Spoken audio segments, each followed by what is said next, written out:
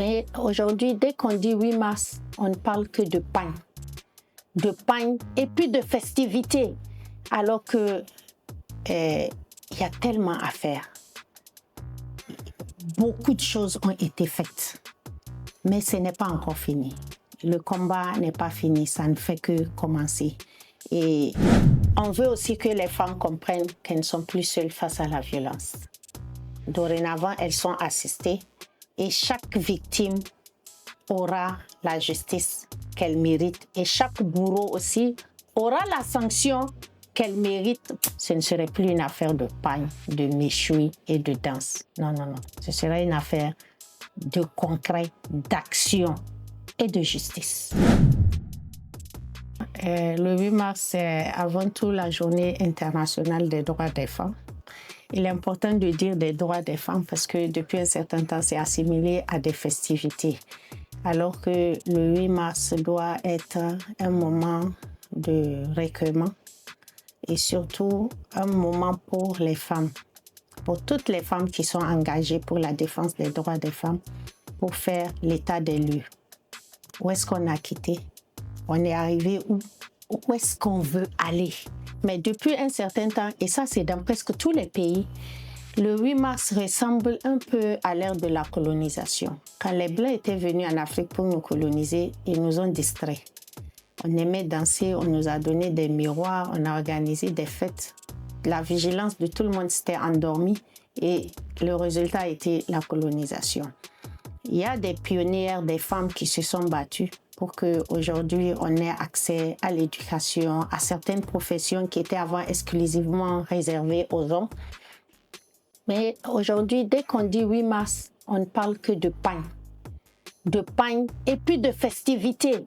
Alors que y a tellement à faire. Beaucoup de choses ont été faites. Mais ce n'est pas encore fini. Le combat n'est pas fini, ça ne fait que commencer. Et le thème de cette année me rassure parce que ça parle de droit, d'action et de justice.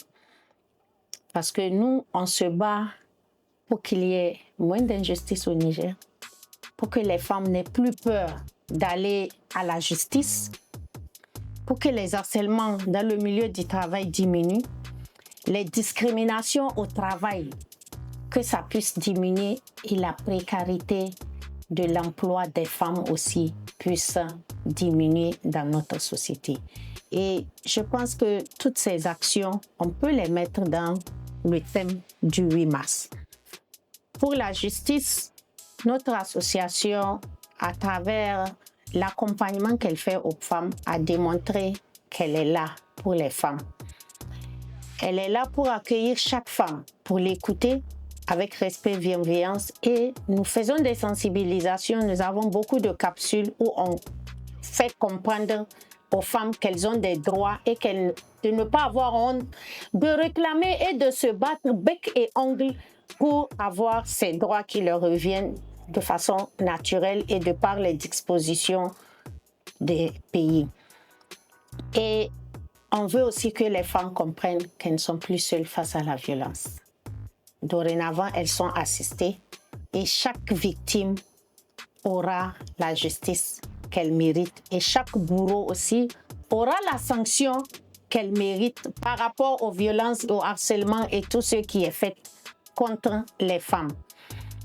Et notre engagement pour l'année 2026, en tout cas dans notre association, c'est que chaque femme ait accès à la justice, à la protection et à la dignité. Et nous nous battrons pour ça. Et j'espère que Dieu nous prêtera longue vie, Samira, pour que le 8 mars prochain, on puisse venir ici encore et dire où est-ce qu'on a quitté, qu'est-ce que nous avons fait et qu'est-ce qu'il nous reste à faire.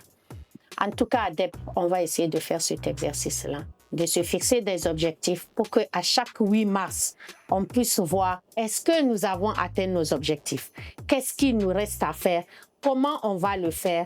Et chaque année, on va se remettre en question par rapport aux droits des femmes. Ce ne serait plus une affaire de pain, de méchoui et de danse. Non, non, non. Ce serait une affaire de concret, d'action et de justice.